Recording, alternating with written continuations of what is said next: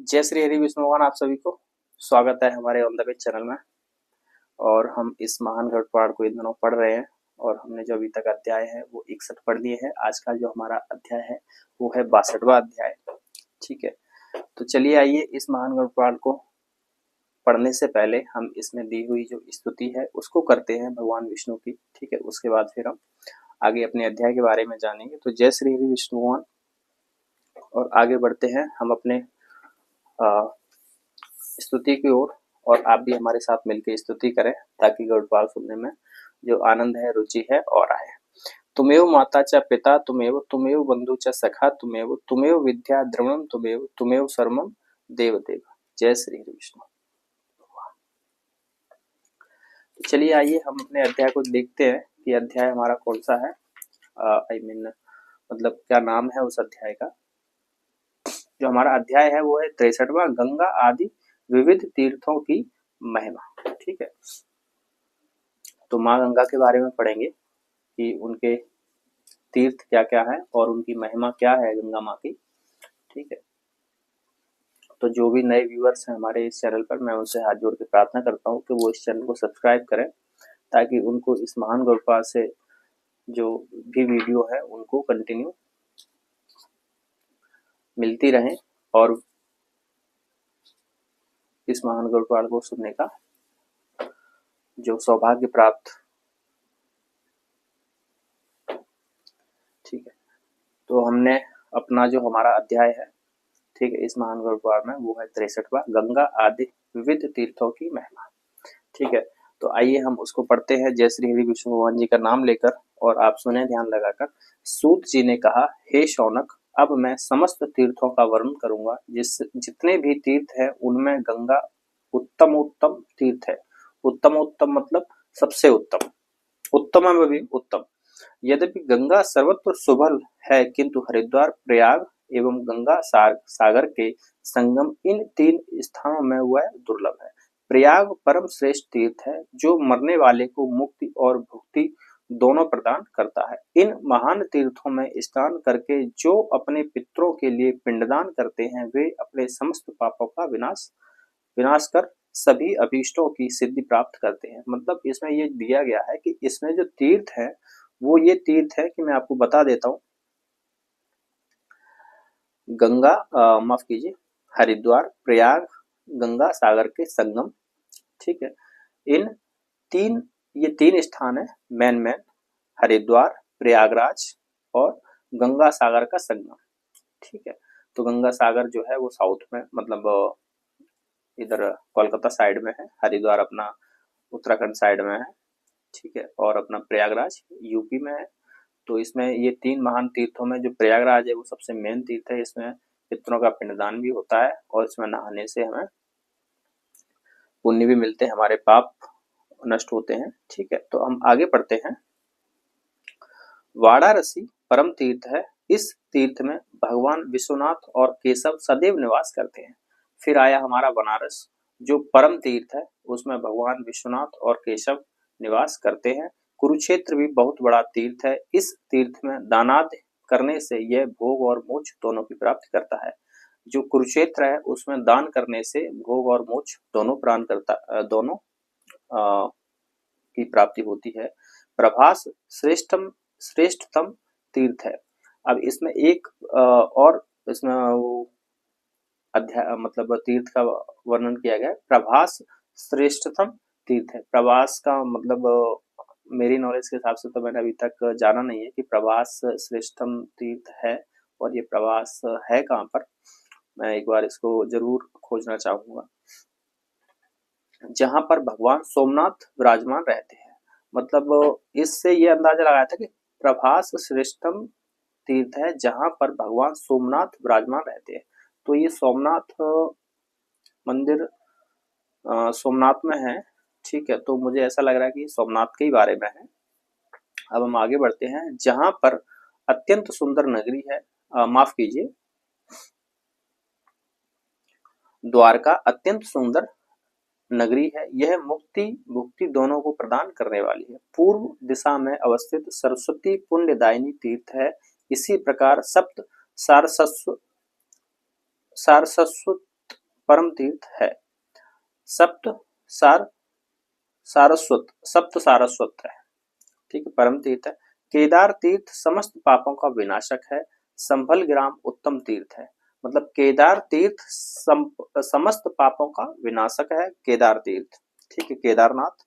और उसके बाद है संभल ग्राम उत्तम तीर्थ है। संभल ग्राम भी है तो वो उत्तम तीर्थ है। बद्र का आश्रम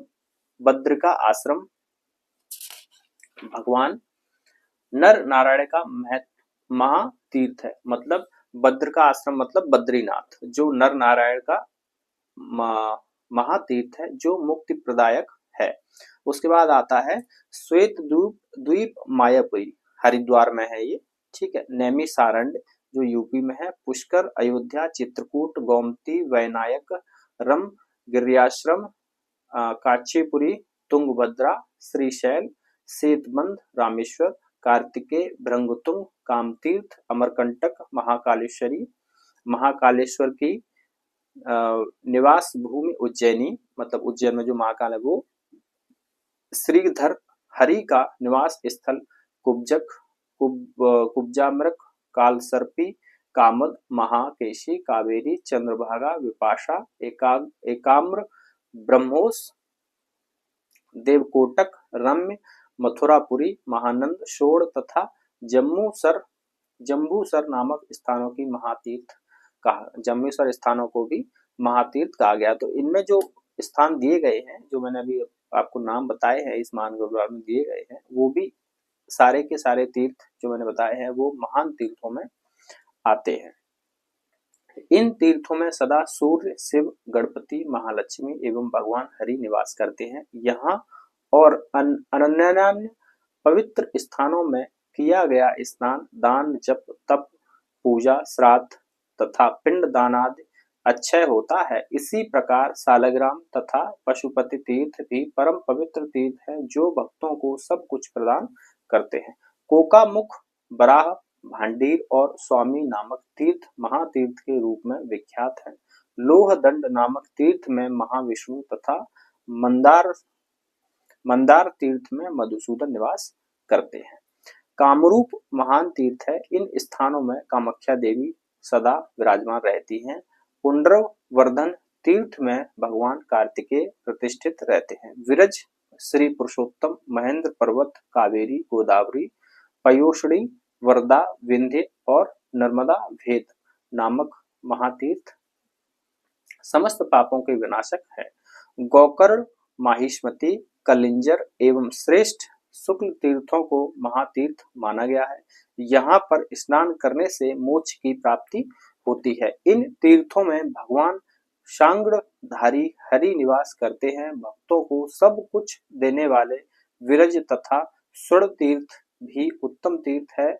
नंद तीर्थ मुक्तिदायक और कोटि तीर्थों का फल प्रदान करने वाला है। नासिक, गोवर्धन, कृष्णा, वैड़ी, भीमर्थी, गंडकी, इरावती, विंदुसर एवं विष्णु पादोदक ब्रह्म पुण्य प्रदायक परम तीर्थ है।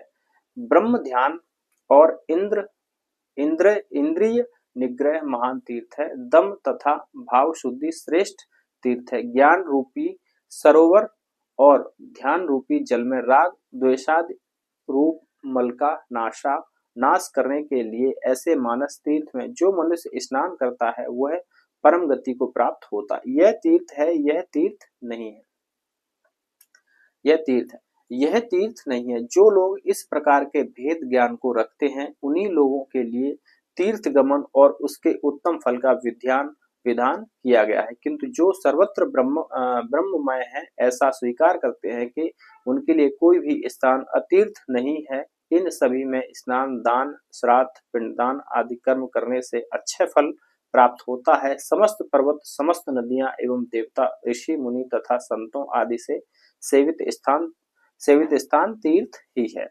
अब इसमें जो श्लोक दिया है उसको हम पढ़ते हैं। इंद तीर्थ मिंद नेत ये नरा भेद दर्शना तेषा विधीयते तीर्थ गमनम तत्फलम च यत् सर्व ब्रह्मोति यो वेति नातीर्थ तस्य किंचना अतेषु स्नानाद श्राद्धम पिंड मथा क्षयम सर्वानबदम सर्वशैला तीर्थ देवासिनेतनम देवादि सेवितम। तो आगे पढ़ते हैं हम। श्री रंगपत्तनम भगवान हरि का महान तीर्थ है। ताप्ती एक श्रेष्ठ महानदी है। सप्त गोदावरी एवं कोड़गिरी भी महातीर्थ है। कोड़गिरी तीर्थ में महालक्ष्मी नदी के रूप में स्वयं विराजमान रहती हैं। सम्र पर्वत पर भगवान देव देवेश्वर एक वीर तथा महादेवी सुरेश्वरी निवास करती हैं। गंगा द्वार कुशाव्रत विंध्य पर्वत नीलगिरी और कनखल इन महातीर्थों में जो व्यक्ति स्नान करता है वह पुनः संसार में जन्म नहीं लेता है। तो गंगा माफ कीजिए, इसमें जो एक श्लोक दिया है, गंगा द्वारे कुशारवते विंध्य के नील पर्वते स्नात्वा कनखले तीर्थे स भवेत्र पुनर्भवे। ठीक है, तो इसका जानते हैं। सूत जी ने आगे कहा कि उपर्युक्त वर्णित और अन्य जो अवर्णित तीर्थ हैं सभी स्नानादि क्रियाओं को संपन्न करने पर सदैव सब कुछ प्रदान करने वाले हैं। इस प्रकार भगवान श्री हरि से तीर्थों का महात्म्य सुनकर ब्रह्मा ने दक्ष प्रजापति आदि के साथ महामुनि व्यास को उनका श्रवण कराया और पुनः तीर्थोत्तम एवं अच्छे फल देने वाले तथा ब्रह्मलोक प्रदान करने वाले गया नामक तीर्थ का वर्णन किया। तो अब अगला जो हमारा अध्याय है वो है अध्याय नंबर 64वां। ठीक है, तो उस अध्याय का नाम है वो मैं आपको बता देता हूँ, गया महात्म्य तथा गया क्षेत्र के तीर्थों में श्राद्ध आदि करने का फल। अब इसका जो अध्याय दिया है उसको हम समझते हैं। गया महात्म्य तथा गया क्षेत्र के तीर्थों में श्राद्ध आदि करने का फल। ठीक है, तो इस अध्याय को हम अगले वीडियो में पढ़ेंगे और जानेंगे कि गया का महात्म्य क्या है और उसमें कितने क्षेत्र आते हैं और गया में जो श्राद्ध करते हैं हम उसका फल हमें क्या मिलता है। ठीक है, तो इस वीडियो को अब हम यहीं पर विराम देते हैं। जुड़े रहे हमारे चैनल के साथ और एक नए वीडियो को देखने के लिए चैनल को सब्सक्राइब करें। ठीक है, और ऐसे ही इस महान गुरुद्वार को हमारे वीडियो के द्वारा चैनल के द्वारा सुनते रहें। बहुत बहुत शुक्रिया। जय श्री हरि विष्णु।